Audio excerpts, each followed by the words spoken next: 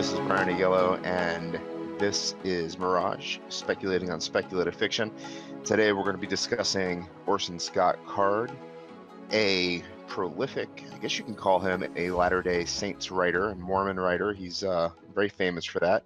And joining me today, I have J.E. Purrazzi. We have, how are you doing? How's the book launch going and the NaNoWriMo of November treating you? Yeah, NaNoWriMo was going pretty good. I kind of hit a Uh-oh. stumbling block recently, but it's okay. I'm far enough ahead that it's not a problem. Oh no, I thought you were supposed to So, keep writing and worry about the stumbling blocks later on.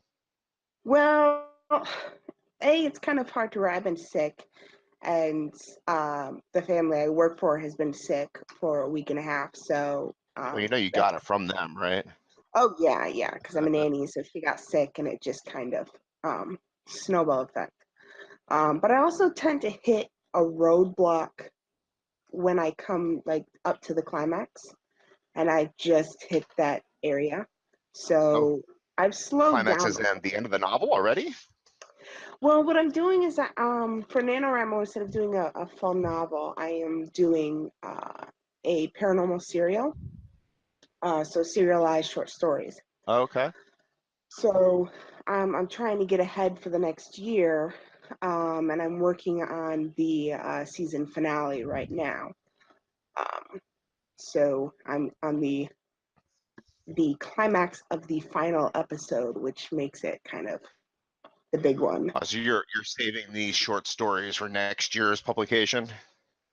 Yeah, I'm hoping to put the first one out in January and then put out all 5 throughout the year, and then in October do a bind up for Halloween. Okay, good for you. Orson Scott Card got his start with short fiction, I think. Yeah, a He lot of did God, what was his writers. first book? The not the Speaker of the Dead, that was the second one. Ender's Game?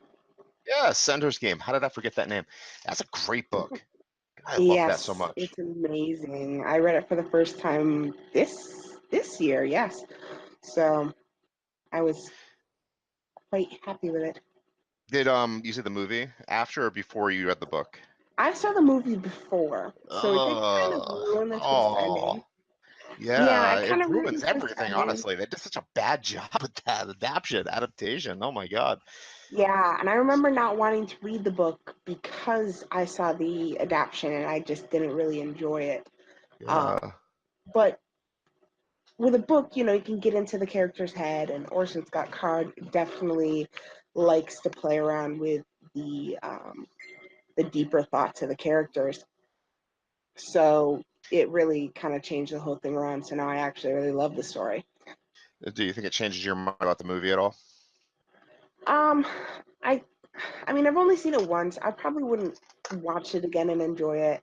I did go back to see some clips just to kind of compare the adaptation, just to kind of see, if my opinion of it was still as bad as it was when I watched it for the first time. But I don't, I Uh-huh. wouldn't go out and rent it or anything. I definitely wouldn't. I definitely wouldn't rent it either, but I don't know if I'd want to watch it. I love Harrison Ford though. Yeah, God, I can't remember if I actually enjoyed watching. I don't remember if I watched it all the way through or not. The book was amazing. I did not know that Orson Scott Card was a Mormon writer. Did you? yeah, yeah. I was aware of a few things. I don't know if you've hung out with what they call BookTube at all, but I heard quite a bit on BookTube about him. So I did know that he was LDS. Yeah. That's very interesting. And he's very proud of that too. I mean, I think I've talked to 3 authors who are Mormons, Mhm. potentially, but they did not broadcast it. They didn't say, I'm a Mormon writer. Yeah. But I watched a few videos of him, and that's like one of the first or second things he says, I'm a Mormon writer. It was Yeah. incredibly interesting. Yeah. Brigham And Young University, I mean, he broadcasts it. yeah, which is funny because it definitely doesn't come through. At least in the books that I read by him, it doesn't come through. I know in Ender's Shadow, he has a nun, but she's Catholic, and he writes a Interesting. Catholic point of view very well. Because he writes from her point of view, I believe. I don't think he writes in Ender's Shadow. I think it's in what's the follow up to that? The follow-up to Ender's Game is Speaker of the Dead. No, not Ender's Game. Ender's Shadow Oh no, I is only read those the first two, and I did not enjoy the second one, so I stopped the series completely. yeah. Well, I got a box set, and it did not have the follow up to Ender's Game, but it had Ender's Shadow, which is the story of Bean, which I enjoyed. I enjoy Ender better as a character, but I enjoyed Ender's Shadow better as a book. And then I read the follow up to that one as well, which was quite good. So you read through the whole series, or are you still working through it? No, I'm still working through it. How many books are there? A lot. Oh, really? And there's a lot of like short stories and novellas as well. So, I rarely go out and um, buy paperbacks brand new. What I usually do is I go to Goodwill and I pick them up there. I get them for birthdays and Christmas and whatnot.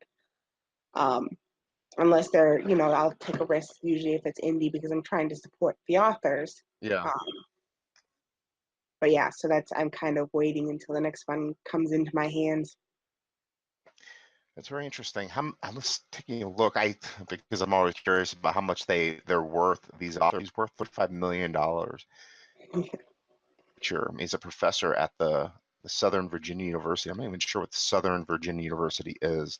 Yeah. It's a liberal arts college in Buena Vista, Virginia. Hey, it's associated with LDS too. Yeah, it wouldn't surprise me at all. It's a girls' school. Oh no, it was founded as a girls' school. Mm. So it's a religious school. It's a seminary. It was a seminary. Yeah. Yeah, I Interesting. It's imagine because private. when I read of him, I saw on one thing I was doing some research before this that he is the descendant of one of their primary prophets. So Interesting. I did not know that. yeah, let me see if I can find it again. Um, Personal life. Brigham They Young. have 5 children. He's really Yes. spreading the good word there, huh? Let's go back up. Did you find it? Yes, it's Brigham Young. He's the great great Oh, grandson of that's the Brigham big Young. one. Yeah, that's a big one. Wow, he didn't get the last name though. Nope. He went to the university. The only other alumni I know that went to Brigham Young University is Jim McMahon, and he is not Muslim. He's not Mormon, and Mm. quite a partier. Yeah, Orson Scott Card does not seem like a partier to me. I imagine not. He's a stickler. He does like his Civ too, though, and Ticket to Ride. I did get a glimpse into his game playing. Yeah. I want to hate him, but he likes Civilization too, and you can't hate somebody who likes the Civ games. Well, it's generally not a good idea to hate people, anyways, right? No, I don't know. I hate a lot of people. It's not a I have good a whole idea, but list. we're human, It right? grows every single day by 1 or 2 people. It's like I hate them. I write their name on a list. So has it been a while since you read the Ender's Game? It has. It's been about 5 years. Yeah. Yeah. Why? What point did you want to make? I was just wondering what you thought of the writing style, what you thought of the story. Oh, the writing style is really well done. I mean, it sucks you straight away in, and the Yeah. character is very, very compelling. Mm-hmm. Um, the protagonist is that little kid. I mean, I think it's the challenge of the underdog in that story Yeah. that really compelling. He's the best, but at the same time, he's maligned towards working against the system to be kind of, what is it? He's maligned as the younger one working against the older kids, trying to Mm-hmm. prove he's the best. But you, as the reader, he's the best. I mean, I don't know. Is that one of the first times that we kind of see these kids in a kind of Hunger Games type situation where it's a, little, I guess it's Lord of the Flies type Yeah. situation, right? It definitely kind of hails back to the pre-Hunger Games YA. I think Hunger Games and Twilight and that generation of YA books really changed YA. 'Cause I remember reading a few young adult as a teenager, and I kind of went right from middle grade to adult and to classics. But I remember reading a few that were aimed towards teenagers, and the popular tropes and the romance and stuff just wasn't there. Um, I don't know. I kind of skipped over it completely. I did not read a lot of YA. I mean, obviously, I was a big fan of C.S. Lewis when I was a kid. I loved C.S. Lewis so much. yeah, Where the Red Fern Grows and all that stuff when I was in elementary school, and of course, Judy Blume and Beverly Cleary and all that stuff. I don't know what you would count all those books as, but I jumped right to Stephen King, yeah, in middle school, and Anne Rice, and I read the crap out of Anne Rice. And I like my biographies and autobiographies and science texts and things like that. yeah, I never really read yeah. the YA, so I'm not really sure. They count this as YA fiction. They And count this that's as what I YA think. fiction and adult fiction. Yeah, I think in that generation, like why existed, but it wasn't quite considered why. Like why wasn't a thing, Hmm. especially like it is these days. So it was written in a way that teenagers could connect to and enjoy, but it's definitely not to the exclusion of adults, and definitely like didn't speak down to them or like deal with the typical what we'd consider YA issues. And actually, if you look at it, Ender is middle grade, if you're going by the character's age. But if you're By the going by character's content, age, but the no, concepts are not middle grade at all. I mean, you're no, talking about war, you're talking about death, you're talking about aren't they naked for a good portion of the book? And it's a co-ed nakedness too, isn't it? Where it's like, I don't yeah, know. I don't remember exactly. But yeah, I remember there being nudity between boys and girls, and they were kind of floating around together in this zero G environment. yeah, yeah. And definitely when you read it, like there is an innocence to it. Like you kind of have to like warp it a little bit to get anything else out of it. Like if you think of Yeah, they're not having sex or anything like that. They are. no, It it's is an not. innocence to the nudity. I'm just saying, but they are, and you don't really see that in middle grade stuff. Yeah, because I think in that generation, and I definitely think like if you sat down with Orson Scott Card and was like, "What age group did you write this for?" He probably wouldn't be like, "Oh, well, I was aiming at," because I don't think there was that same separation. There was kids books and there was adult books. There wasn't, middle grade and Yeah, there was big and I and was listening to yeah, a interview with him, and he was talking about the question was how did you actually compel adult readers and young readers to enjoy this book in the same way? And he says it was an accident. If he could figure that out, he would write all his books in the same manner. Um, and he also yeah, stated that you kids like bad books written a certain way, and adults like bad books written in a certain way. And he thinks that Ender's Game kind of had the perfect mix of both of those. He didn't have a definition though. He didn't have a recipe, but he knew that he was yeah. writing a bad book for both of those kind of things. I mean, yeah, but you have to admit that there was a YA genre. I mean, Robert Heinlein, who I did a podcast about not too long ago, he was writing YA science fiction, Yeah, but not necessarily like this Hunger's Game, children versus children type situation. yeah. I think Hunger's Game and Twilight were kind of as far as I can remember, the start of the big boom of YA as a category that really stands out from the other books.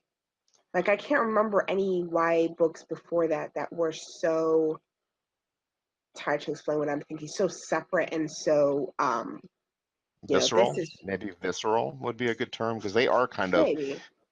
Yeah. violent and There is sexual overtones too, right? I mean, yeah, they're well I not middle think grade like Twilight that term that I definitely just which learned the other day. yeah. Well interesting enough Twilight as well, the author of Twilight is LDS. Um Is she really? she is. She is. The Like arts are prevalent in LDS, I would imagine. Are Trey Parker and Matt Stone LDS too, or are they non-LDS? I'm not entirely sure about that. I know Just I that was curious. yeah, I know that LDS is very prominent when it comes to music and film. They make a lot of music and film. So they definitely encourage the arts in the LDS Church, especially when it comes to proliferating the message that they have. Um, so yeah, it's definitely interesting to me that Orson Scott Card, when he was writing Ender's Game, definitely didn't bring out any of those themes. But he had a Catholic nun. Yes, and actually, Bean in Ender's Shadow does quote the Bible at a few points. But So what is it called? The Book of Mormon and the Bible are two totally different they texts. are, they are. Mormons are a offshoot of Christianity. There was, um, I think his name. There was, let me see if I can remember. There was a prophet, what they Right. consider prophet Smith. Yeah, what's Was it? it John Smith, right? Or Joseph whatever Smith? his name? Joseph Joseph Smith. Smith. Yeah. Joseph Smith um, was the one who kind of started it, and he wrote the Book of Mormon supposedly um, under the guidance of God. So what they believe is that Mormonism is the true Christianity, and that it was kind of So lost. interesting. I'm not Yes, laughing at that, but I'm still laughing at that. That's kind of interesting that he would just say, I found this. Didn't he say he spoke to an angel in Utah in like just random place in the middle of the desert? yes. He said he spoke to an angel. He used to stick his face into his hat and say that he was seeing visions in there. Um, he was actually a con man, quite Yeah. prominently known as a con man. It Um, was just good storytelling. That's what really, I mean, honestly, it's really interesting. I mean, I'm looking at now a website, xmormon.org. I don't know how much validation you can give that. It's xmormon.org, but um, one of the first things it says is that they believe that all other churches except for the Mormon church are abominations in the sight of God. exactly. Yes. So And I don't know how or why he would write. How was the nun character? Was it she written was, well or was it a bad guy? and that's why I was so surprised. She was written very well with a very very solid Catholic theology. Hmm. So he definitely did his studying. He didn't show her in a bad light. And then when he wrote Bean as a character, Bean took on some of her religious overtones without taking it over altogether. Hmm. Um, so, and of course, if you look at Ender and Bean, any of the other characters, they don't pick up one particular theology or even really like Bean does a little bit more so, but don't really talk about God or theology at all. Um, so that's I would expect that a little bit more because that's me as a Christian author or as a Christian who is an author. I don't bring up God in my books. I don't talk about God and religion and theology. Um, but if I was to write a religious character, I don't know if I could do it as well as Orson Scott Card did in that, he gave so much validity to the non character. It's very interesting. I'm obviously not a Christian author or a religious author for that matter at Mm-hmm. all, but recently I've been exploring the idea of Islam in a lot of my fiction as Yeah. putting it into characters and kind of quoting the Quran and things of that nature. I just Mm-hmm. find it incredibly interesting, and probably maybe he did too, because I mean, if you look at the Catholic Church, it's the oldest branch of Christianity that's been organized and kind of been playing on the face of the planet. Maybe that's been was his motivation, just kind of explore that ideas. I mean, Mormonism's new, one of the newest one, right? Yeah, it's definitely one of the definitely it originated here in the States, which I don't think we could say for. Anything else? I believe I'd have to double check on Jehovah's Witness. Yeah, I know. Let's look that up real quick. Let's see if I can spell Jehovah. Jehovah. I messed it up already. Witness, and I'm best betting that Google can fix it for me. Yes. Best known for their door-to-door preaching. I ate an awesome vegetarian meal on the University of Florida's campus once when I was hungry, served by Jehovah's Witnesses, and they were wearing the orange robes and they had the little um, rat tail hanging down from their shaved heads, and it was an Mm, interesting experience. They did it like every Tuesday or Wednesday or something. The founder was a Charles Taze Russell, and he was an American in the early 20th century. He was okay, so it's arrested. definitely. He's the newest one. Wait, what was that? 20th century would be the 1900s, right? So that would have been after. I don't know. Can you? I Yeah, mean, I'd have to look at Jehovah's see Witnesses are like compare. new in the sense that they're still Christian, right? They still have the Bible. Well, technically, if I understand correctly, and you would have to check with someone else, technically, I believe both Jehovah's Witness and LDS would, if you ask them, would consider themselves, call themselves Christians. Yeah, I Um, think you're right. in the Catholic and the Protestant strain, we would not consider them Christians, and that's specifically because of their beliefs about Christ. What do you know what their beliefs are about the Jesus figure? Yes, let's see if I can get this correct. Um, the Jehovah's Witness believe that Christ is a prophet, but he is not the Son of God, which So is the where same as like we, the Mormons, not the Mormons, the same as yes, like Muslims. which is where we would differ with them. With the Mormons, they believe that if you are good in this life, You get a planet. yes, exactly, You get you get some a kind of planet planet. because Yeah. we God of a planet. And they believe that we are all children of God in a spiritual sense. He has multiple wives in heaven and he gives birth to spiritual children who are then um, put into bodies here on earth. And their belief is that Jesus is one of those and that he is a God now, but he is not the Son of God in any distinct way. So he would be as much a son of God as we are. It's very interesting. Jehovah's believe that there is no that death is a state of non-existence with no consciousness. Yep. And there is no hell. Um, Yeah, Death I'm not. is a term like common grave is termed the common grave in Jehovah's Witnesses. I like that term though, that common grave. Yeah, I like that a lot. I'm not as familiar with Jehovah's Witness belief systems as I am with LDS. So Mhm. I did do some research on LDS at some point. Um, but I mean, I'm definitely not an expert, so I wouldn't, What intrigues me about LDS and Orson Scott Card, and this is can probably sound ridiculous, is that he's a science fiction author and hmm a fantasy author too. And we'll get into that because I think I've only read two of his books, two and a half of his books. yeah, But anyway, he's a LDS, he's a Mormon, and they believe that they go to planets when they die, which I know nothing about other than that, and it's kind of jokey to me because I'm a jerk.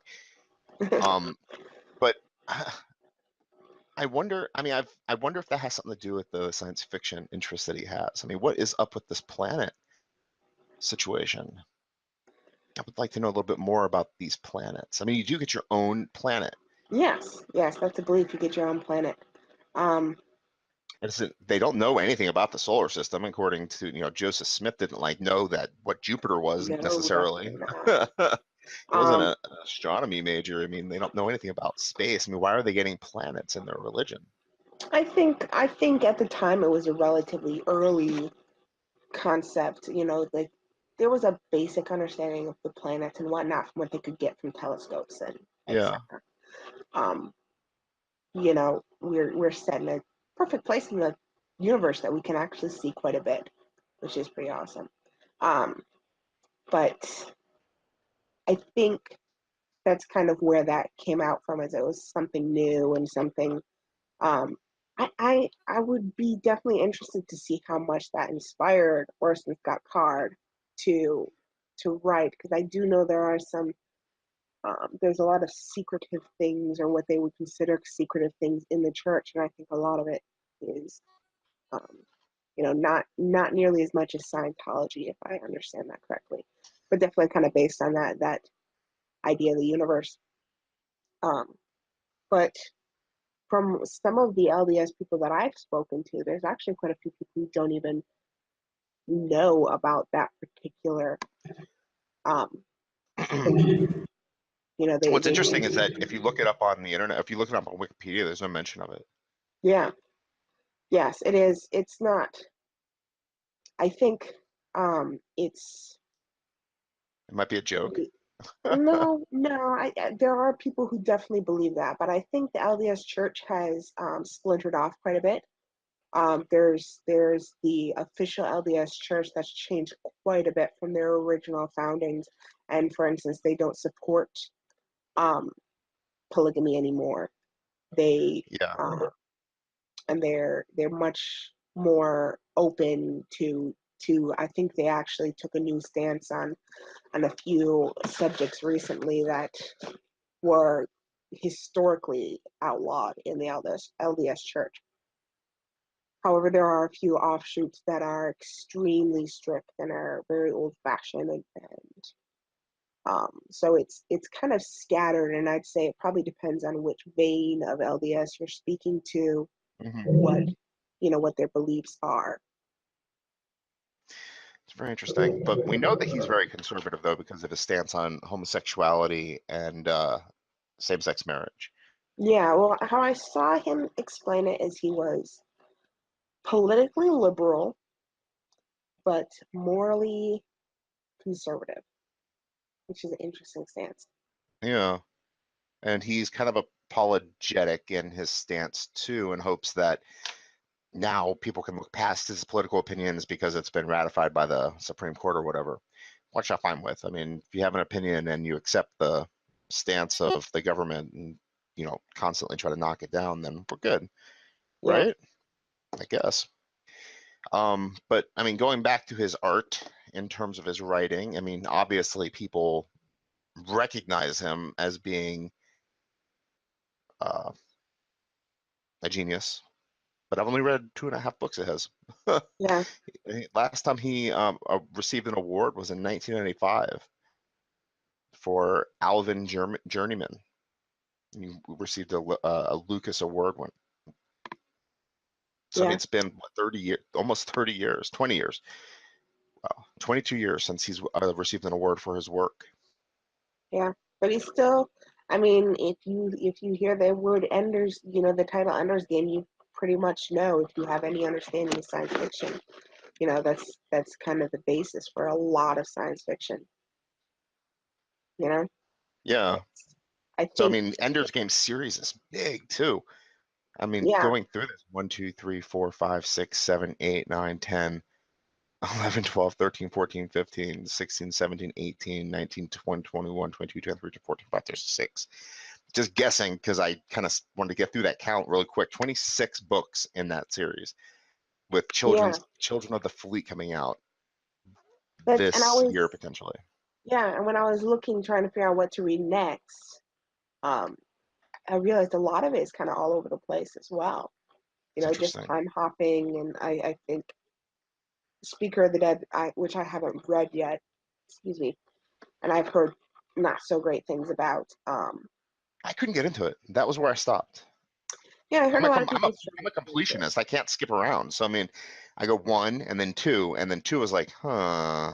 And I couldn't read through it. I don't know. Yeah, and if I'm gonna be honest, and this is why I like Ender's Shadow better than Ender's Game as a story, I didn't actually like the ending of Ender's Game. Um, Like I you thought went it was, ahead 14 years in yeah, and it 14 was years to write it. kind of the interaction with the aliens. I think is kind of what kind of turned me off. It was just a little bit too weird, and then he went into this very distant narrative voice and just kind of gave this like, this is what's happening in the future, and blah blah blah blah blah blah blah blah blah. Uh, Yeah. and that's kind of the part where I was just like fading out a little bit. Um, Up to that point, he had my rapt attention. But I guess I didn't like the resolution very much. It felt drawn out and it felt a little bit too, like up to that point, everything was pretty believable. And then I just felt like I had to suspend my disbelief a lot for that whole alien scene. I'm not entirely sure why. God, he's Uh, 66 years old. So he was what? 476. I'm 40. He was 20 years old. No, he was 30 years old. 28 years old when Ender's Game popped. Yeah. That's young, right? I mean, that's pretty significant in terms of the rest of your life. You pop that big. He won a Hugo Award for it. He won a Lucas Award for it. He won a Nebula Award for it. I mean, then boom, boom, boom, your mantle's full. And then next year, you do the exact same thing. And then you add a Campbell Award to that, an SF Science Fiction Award. I mean, he's basically a genius 2 Yeah. novels into his career. Well, even outside of that, just being a household name almost at this point, Yeah. If As you a know, kid, right? 28 years old. yeah, if you know Basically, I science mean, fiction, you know Ender's Game, and it's just a given. It's up there with, with some of those other big names. So I that's, read Seventh Son was the other book that I read of his, and I really thoroughly enjoyed it. If you're not familiar with it, it's kind of a historical fantasy piece where America loses the Revolutionary War and never really got into any of the other books. If you look at this bibliography, it's very odd. It starts with Prentice Alvin and the No Plow, which I guess is a series of poems and short fiction. They got published in '89, but Seventh Son was published in '87, so it was the first in the series. I mean, this guy wins awards every single time he publishes stuff, it seems like. yeah. I think the format in which he writes the long series with a lot of short stories and a lot of spin-offs Mm. is very similar to a lot of business models I've seen for self-published authors. Well, it's very interesting because he's actually kind of mimicking an indie publisher now, or a published author, since 2005 with the Ender series. He's published nothing but online collections. Yeah. Yeah, basically everything. I don't know.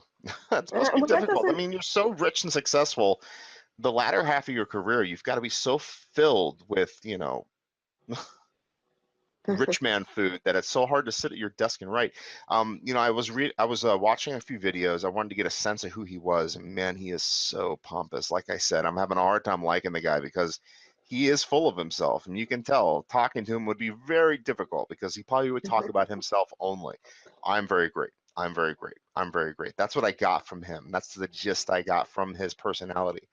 But Yeah. and it just bothered the living, poo out of me. I just couldn't stand it. Um, but at the same time, he's talking about his work ethic and how he would wake up in the morning and he would go to his desk, and at his desk he would have a computer monitor. On either side, he would have stacks of manuscripts because he is so famous and so regarded.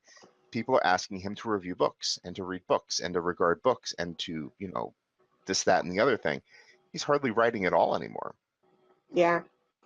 Well, that I can definitely believe. I mean, even just as someone who's published 2 books, indie author, you get people asking all over, will you read this? Will you read my manuscript?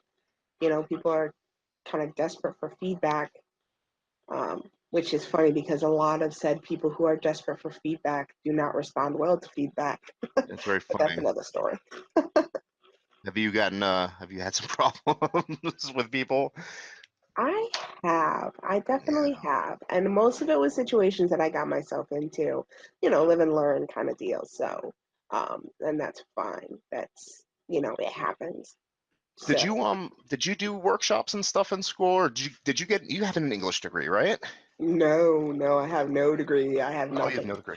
It's like that though. I mean, in terms of you go to a creative writing workshop and you sit in a circle and you hand in your short fiction and 18 people or so start digging into it. I didn't like this. I didn't like that. You eventually develop like a really tough skin. You're like, I know this is gonna suck. Tell me how it sucks.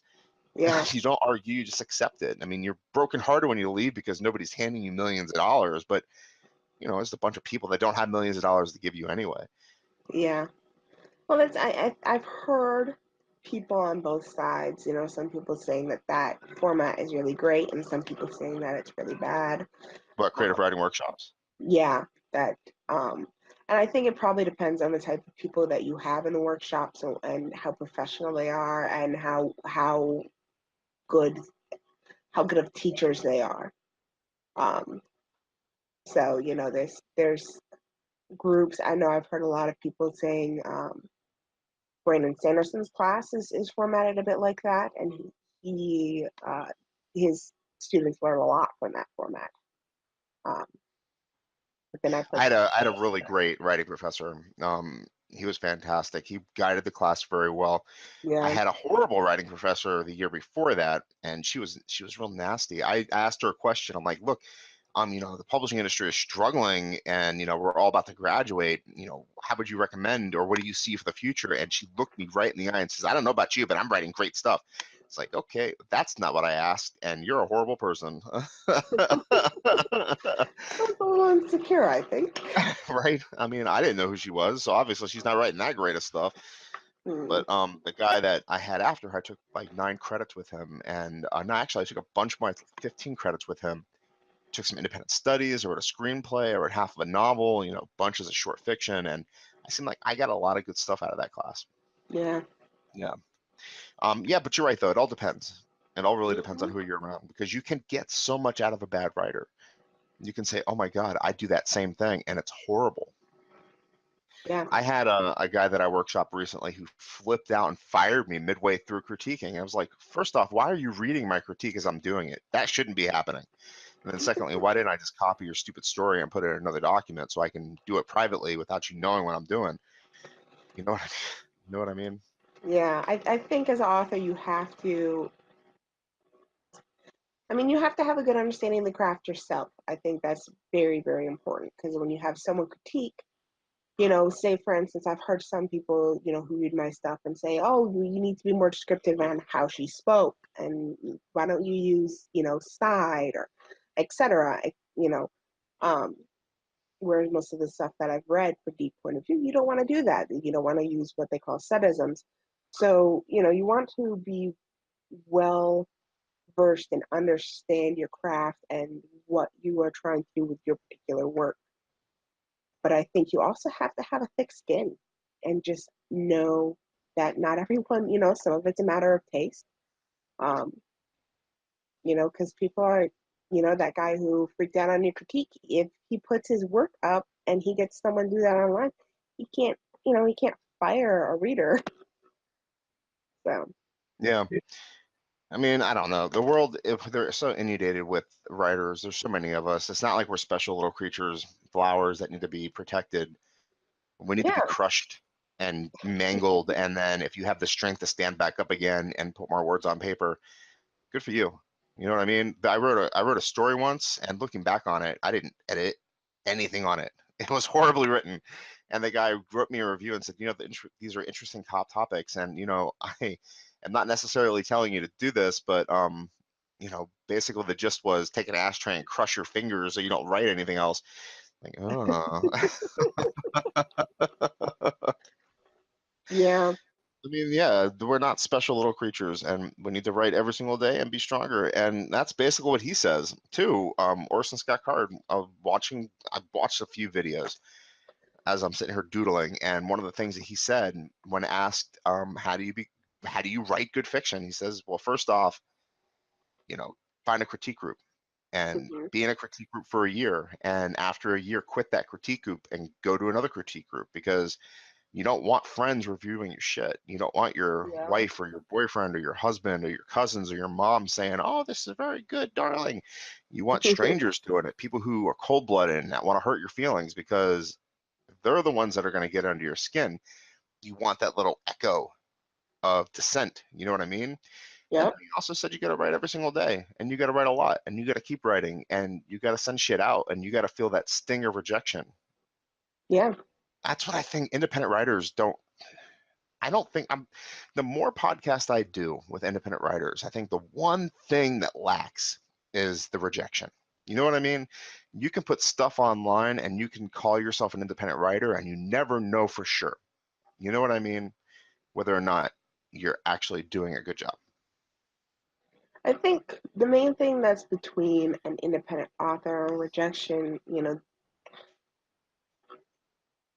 the readers can reject you, and there's The readers nothing. probably don't even know you live or exist out there. The slush pile's so big. That's the bad It thing. is, it Obscurity is, sucks. and that's when it comes to independent writing. I love being an independent author. I have a work that I would like to submit in the future to go hybrid, but I love independent writing, and um, I think we're as an industry starting to mature to the point that there is becoming there's kind of a separation from the serious writer versus Joe Nobody who wrote a book and decided to throw it up on the internet and is never going to write anything else and is never going to do any kind of marketing or business or anything like that.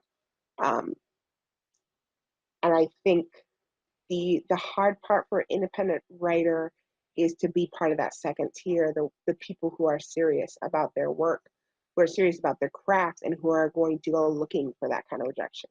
Who are going to hand their manuscript to strangers and be like, please tear this to pieces for me. No, it's more like, please give me money. Yeah, Please and give me that's money. I want to pay my freaking mortgage. I want to pay my, I want to pay gas in my car. I buy my kids food. Give me money. I don't even care about rejection. I mean, I don't care about your opinion other than will it come with a check at this point. yeah, I think a lot of writers when they give their work to other people, they're looking for that other person to go, you are the most amazing writer ever. How are you this amazing? This is your first novel, and let me turn it into a movie. Right? Um, That would be and great. yeah, so Doesn't come with when a paycheck though. and so when the person who critiques them turns around and says, okay, well, I think your character needs some work, and let me give you some suggestions on how to do it, they kind of freak out. No, Um, I mean, I would love to hear what you have to say about my novel on Amazon, but I know it's daunting. I mean, it's like 70,000 words of violence and drug abuse. And I recently I have a was tough thinking about skin. it. Huh? I have a tough skin. I'm definitely eager to get to it. I have three works that I'm beta reading at the moment. So um, My only worry is that you tried, failed, and gave up completely. well, at some point, I would like to email you about that and see what exactly. But that's off topic. Um, so sorry. I just am interested in whether you want my opinion or whether you want a critique, like I would give to my critique partner. Whether you just want me to read it and be like, "This is what I thought." Um, hmm, what? I just want to know why people aren't reading it. Just yeah, gets buried. It's Gets buried. buried. It's obscure. I mean, I mean, you put yourself out there in this way. Even you do podcasts like this. It's like it's just impossible to be found. I mean, this Origin is obviously a little bit more popular than Mirage. Mirage gets buried, Yeah, right? I mean, I don't know why. It's got a better topic.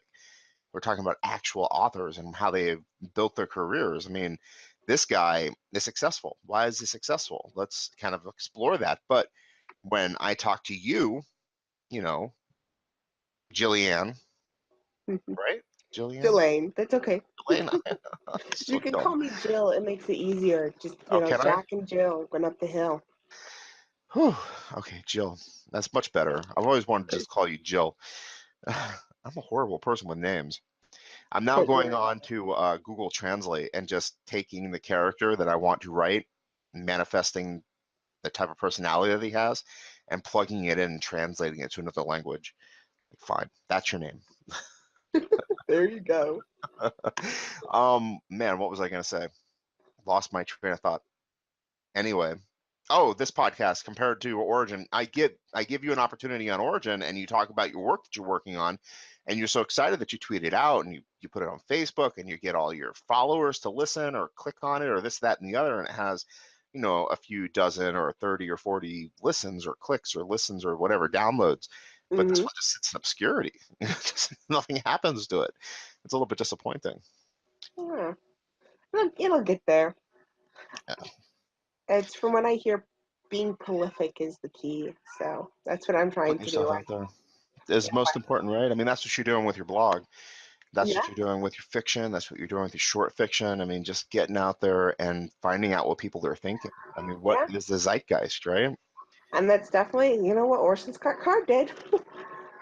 He created the zeitgeist, I think, in a way, with his novel. I mean, I don't know what was before Ender's Game, but what came after it, it's very interesting. 1985. I mean, what did Ender's Game spawn? I mean, we know who he liked. I mean, he liked who wrote Fahrenheit 451. He loved that guy. Yeah. He loved Heinlein. He loved the big guys. I mean, his favorite authors growing up were Jane Austen and J.R. Tolkien and Shakespeare. I mean, he's not deviating from the path of other writers. But then he creates Ender's Game from a short story. And Ender's Game, boom. Who's Yeah. Orson Scott Card? Ender's Game. What else did he write? Who the hell cares? Ender's Game. One book, that's it. And he's a 35 millionaire. I mean, $35 million in the bank off of one freaking book. And that's all I know of this guy. And according to you, you're pretty well read in his bibliography, and it's his best work, right? Yeah. Seventh Son was interesting, but I never picked up any of the other ones. I don't know. Do Yeah. you want to mimic his type of career where you write a book and then the rest of the books that you write kind of fall into this type of the same world? I definitely tend towards that. For instance, Malfunction, I have the trilogy. Um, I'm working on another prequel novella. I have 5 in the works. I'm going to be doing short stories. I already have one of them on my newsletter for free. Um, and then if all this goes over well and after, next year, I'm going to be putting out 10 works, and then I'm going to be moving on to my fantasy. And if it goes well and my readers are interested, I definitely have more stories in that universe that I want to tell. I love world building, and I think it's hard for me, to put that much work into a world and then move on. So I definitely understand, Yeah. and I think what Orson Scott Card did was very intelligent in that he saw what his readers loved and he continued in that vein. He didn't just stop. Like if you think of, Harry Potter. Harry Potter is 7 books. However, if J.K. Rowling's put out 100 books, her readers would probably still be snapping it up. Yeah. Now it does kind of get to a point, I'm watching Supernatural right now again, and I'm on season 12, and I don't know if you've ever seen it, but it's kind of gotten to the point that it's just episode after episode of insider jokes because they've saved the world too many times that we're not exactly concerned for the characters anymore. It's Right. we just watch it to watch the They've got, jokes. what do you call it, plot armor. Yeah, so Yeah. it does get to the point in which you kind of have to move on to something new, um, or your readers are going to get bored. But I think that's a benefit that self-published writers have because we have our ear to the ground, and that we can hear what our readers like 6 months after we put out our books. We have a pretty good idea whether or not it's going to be successful and whether or not we should continue with that or not. You know. Yeah. I totally understand what you mean. And I don't know, as an author, do I want to spend my entire career writing 27 books in the same universe? Yeah. I don't know. I mean, I am kind of developing a universe as I go along with my short fiction. Like if I write a snippet, I kind of cheaply use the same kind of elements over and over again. In some of my short fiction, I'll say, oh, I like that Norse god stuff that I was using. So I kind of throw that in there a little bit and kind of dig a little deeper and maybe flesh it out a little bit. So maybe it Mhm. kind of works in the same way where you start building up this world. You're like, oh, you know what? I don't really have time to develop something new. So I'm just going to use that old stuff that I have lying around.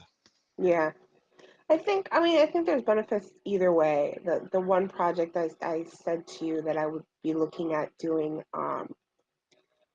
traditional is currently a standalone, but it's a standalone in which I left it open. The world is left open where it could definitely go wider.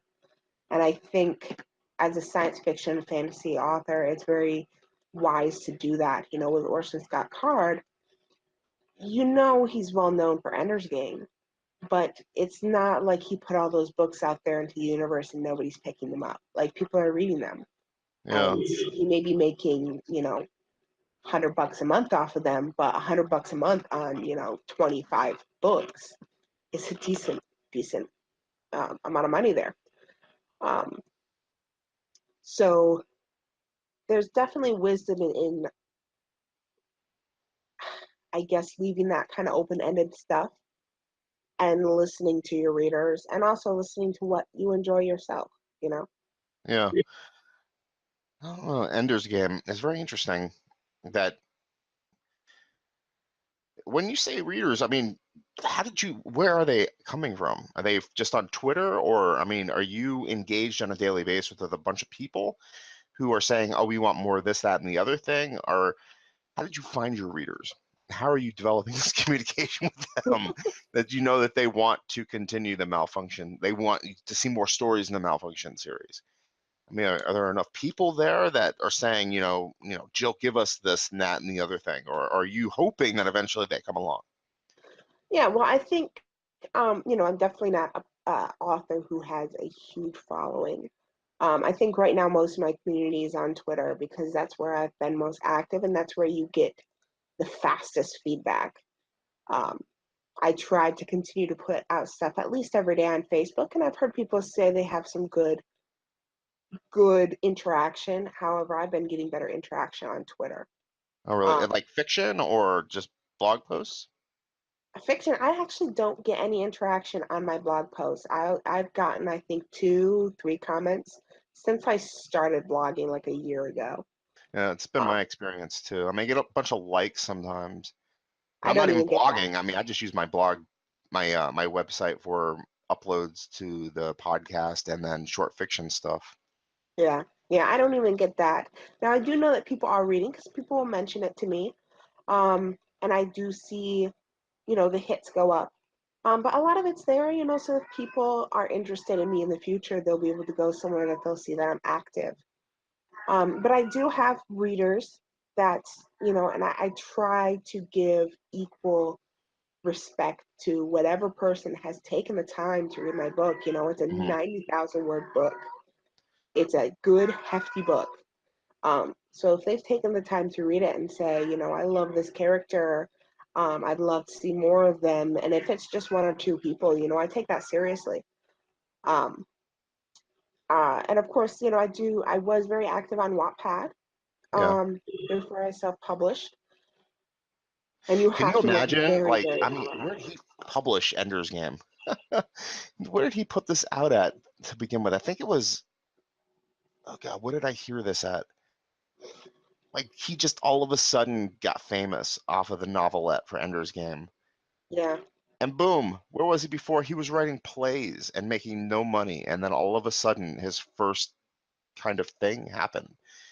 I yeah, mean, can you imagine sitting here with, like, we're lamenting the fact that, it's a struggle on your blog to see if people are reading and they're not commenting, to, oh man, this nightmare happened to this guy in Oregon. He was a poet and he had a website, and I guess he was posting stuff on Twitter or whatever. Maybe you heard this story. I just read about this the other day.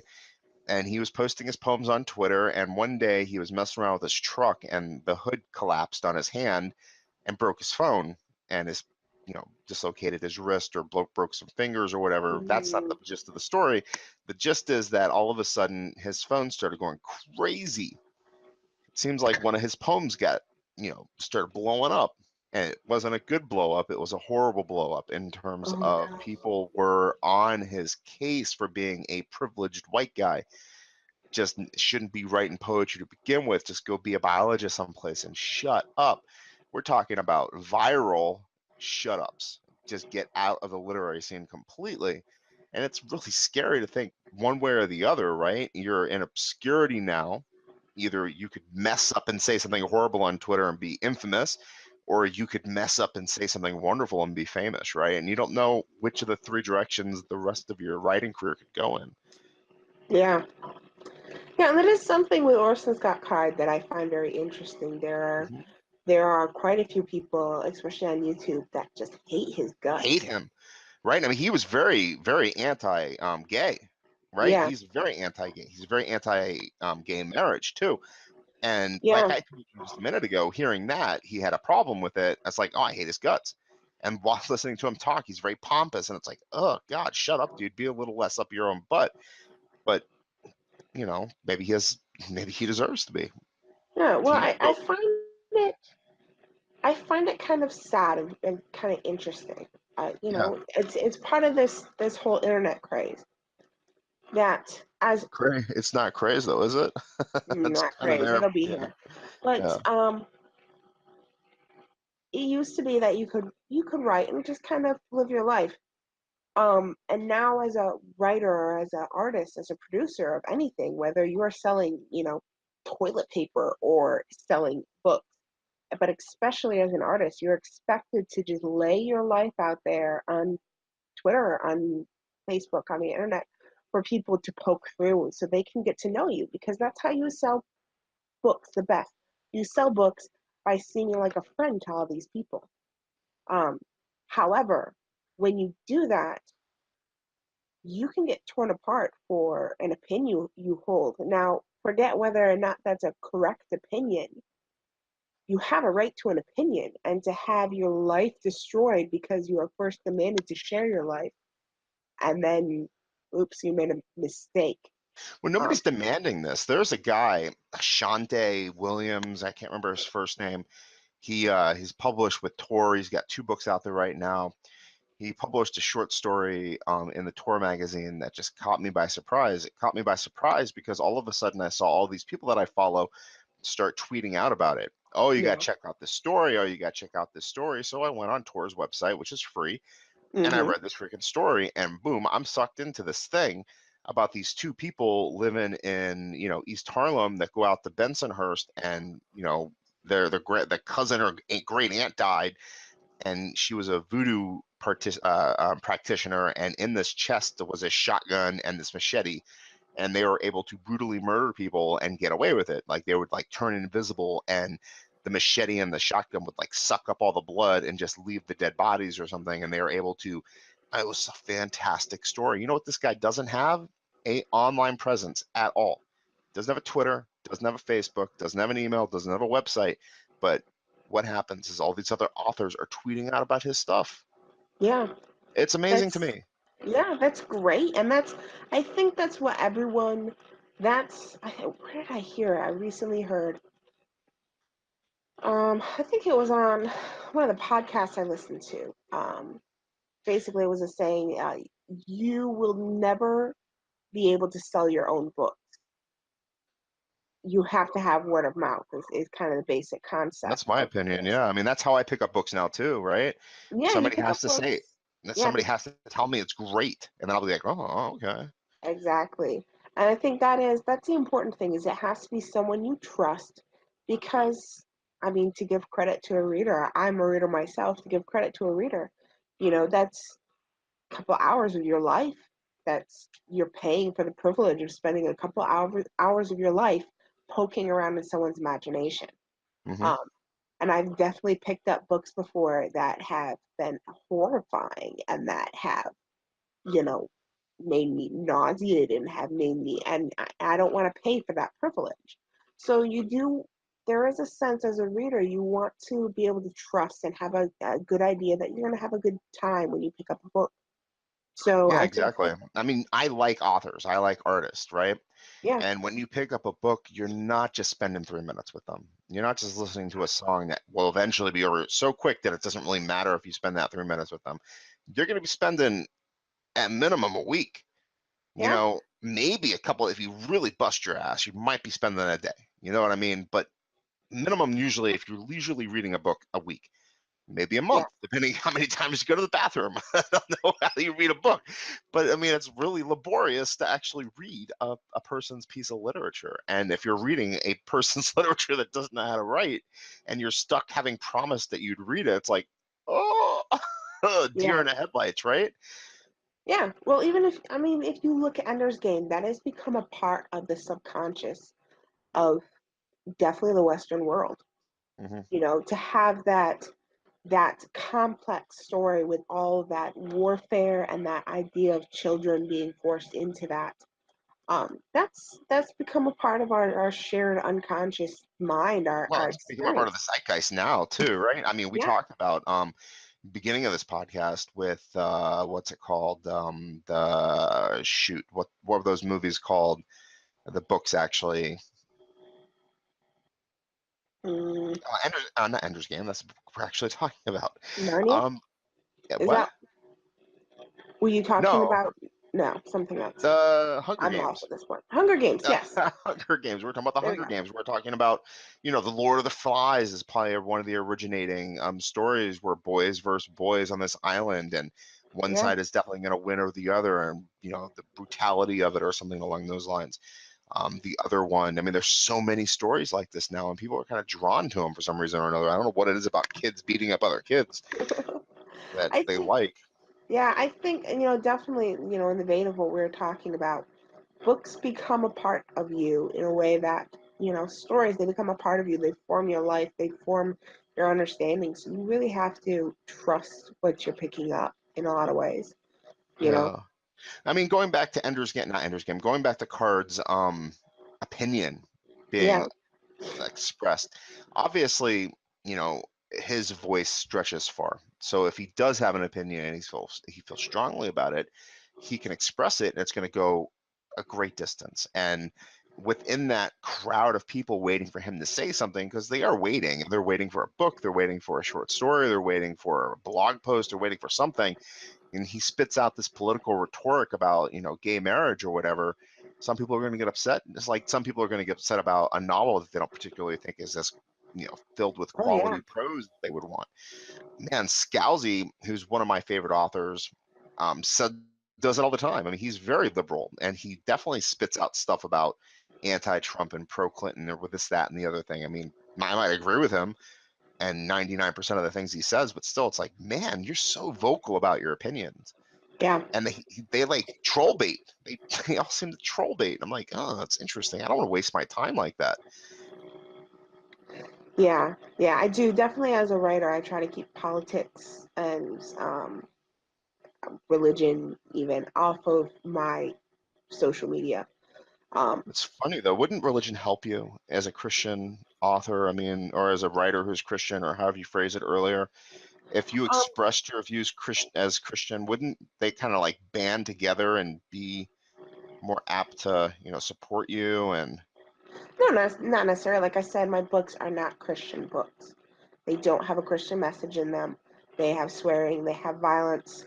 Um, they're not. They're not the Hallmark Channel original stories that a lot of Christian fiction is. but neither And are Orson Scott Card, and as we discussed earlier, he is definitely well regarded in the Latter yeah, Day Saints. yeah, and I think, I don't want to use that as a prop.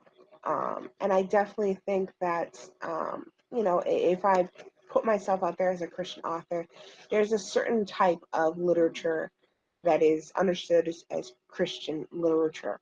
I don't know if you're familiar with Lecrae at all. Are you familiar with the rap artist Lecrae? No, I don't think so. He is a Christian rap artist, and he has been kind of struggling in this regard for quite a while because he had to start as a Christian rap artist, and a lot of his music is definitely very solid theological. It's Christian. However, he also works with a lot of unbelieving rap artists. He works with a lot of rap artists that Christians would, cross themselves and run the opposite direction if they, saw them coming. Um, he his viewpoints have come under fire a lot of times by Christians, and he makes it very clear that his work isn't only for Christians. It is He is a Christian. That's who he is as a person. But that's not what his works are. They're not to proliferate the Christian viewpoint. They're not. Um, and I think that's, Orson Scott Card, you read his books, you read Ender's Game, and you're not going to see anything in there about the LDS, you know? Are you not though? That's the thing. I wonder if an LDS scholar can pick it out. I think your worldview is always going to sneak into your literature. Right. I mean, what do they call it? You can only write as far as you can see down your block or something along those lines. I'm screwing up the quote, but you know what I mean. Yeah. And I as an author, especially writing deep point of view, I try very much to have a very strong um, character voice and to slip into their heads as much as possible. Um, which thankfully some of our reviews have said that I've done quite well at that. So, cheers for that. But they're always going to have that hint of my viewpoint, you know, Mm-hmm. um, because it's me writing it. I don't split off into a different personality. I don't. They're going to use some of the same words that I do, and I struggle the best I can to overcome that and not give them, my tics and my habits and my eye for things. Um, but just the other day, I was saying I was writing a scene where my character was drunk. I have never been drunk. I You've don't know never what been drunk? I have never Oh been drunk. man, I there's don't know what it nothing fun feels about like. being drunk. It's the most excruciating, and this is the most important, like in the morning is the worst part. That's what my husband says. I'm like, Yeah. okay. People are like, oh, you should try, you should go drink. I'm like, okay, No, you shouldn't. There's I nothing. like Coke, I like tea. The I only don't thing like you're the taste missing, of oh alcohol. dude, Trappist ale is probably one of the most ambrosic things. I just made that word up. Ambrosic things you could possibly ever have. But there's probably some wines out there that you would be remiss not drinking in your lifetime. And Yeah, well, I have no mixed problem with drinks are fun drinking. to drink, but man, oh god, being drunk is the worst feeling. I hate it so much. Yeah, I have no problem with drinking, and I've tried alcohol, and I haven't liked anything that I've tried. So, yeah, I just have no interest in it. But it did come up as a problem while writing, and I'm probably gonna have to give it to my husband and be like, is this accurate? Does this make sense? Or am I just being crazy here? So, you can only write what you know. So I know that my viewpoint is going to pop up, which is, like I said, why it's so impressive to me that Orson Scott Card wrote that Catholic nun. And being LDS, being such a strong LDS, they have a lot of harsh feelings towards the Catholics. And he wrote her in a very positive light. Um, so I think, yeah, I think it's something to overcome, but not something to be ashamed of. I'm not trying to hide my Christian roots in my story. Well, would you ever consider like he expressed his opinion that has nothing to do with Ender's Game or the Ender series or oh man, I don't even know what the other one's called. Whatever his other series are called. Wow, we're Yeah. just doing really good justice on him. Uh, wow, Ender's Game has been translated into 34 languages. That's pretty impressive. But I mean, would you ever consider? Because obviously, homosexual marriage or what is it called? Homosexuality or what's the term for gay marriage? Whatever it is, Equal Marriage Act or whatever it is. I mean, Yeah, obviously nothing to do with Ender's Game, but yet he's still tweeting about it. Would you ever tweet about stuff that has nothing to do with your I opinion? Because I mean, wouldn't. I tweet all the time about anti-gun legislation. I'm like, get rid of guns in this country, get rid of them. They're stupid. Get rid of them. Blah blah blah. It's nothing to do with my literature because I write about guns all the time. Yeah, I mean, there are certain things that I take a pretty strong stance on, and that I would possibly share. I share more on my Facebook, um, than I do on my Twitter, I think.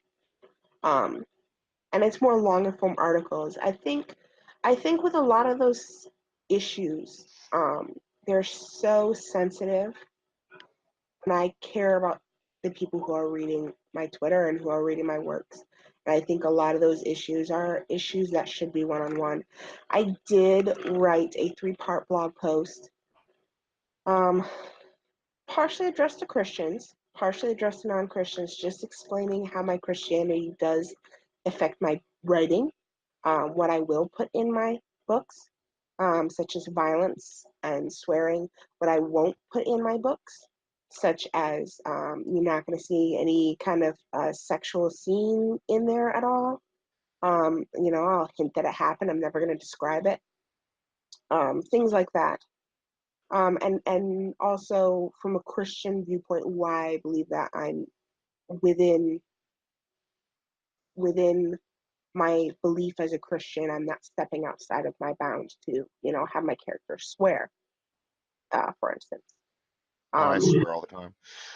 yeah, and like I have no problem with it. I I like knowing what's behind the words that I use. So there's certain words that I just don't use because they're sensitive to me as a person. But I don't have a problem with it at all. Like I don't have a it's just a word. Strong words exist for a reason. Um so I did write a blog post, and if anyone had questions, I would point them towards that or encourage them to email me personally.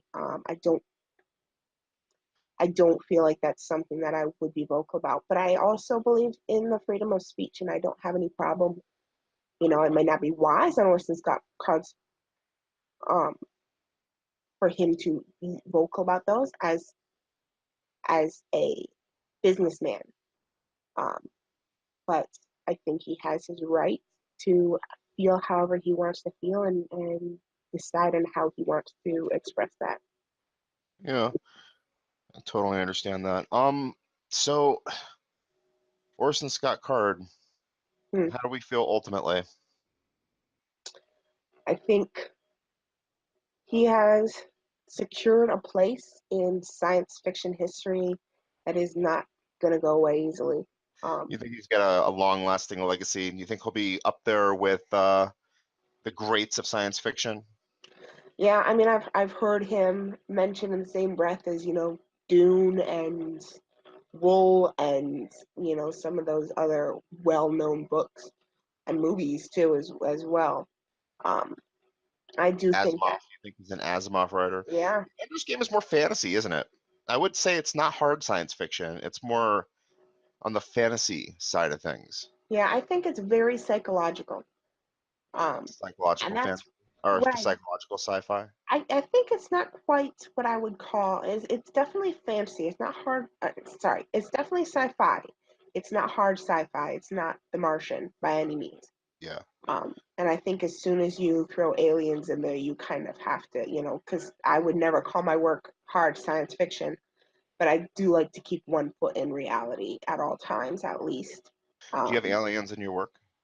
I do, I do have animalistic aliens. I'm not a big fan of the spaceship aliens. My aliens are just brutish eating machines. Like worms or whatever? No, they're similar in your imagination, if you can imagine a Balrog, but not on fire and about, 11, 12 foot tall in a pack. That's kind of what they are. Are you a gamer? Not really. It's interesting. You're just a reader, not just a reader, but you're a reader. Yes. I don't want to demean you or diminish your what's it called? Habits. Wow, it's getting late. I can't even talk anymore.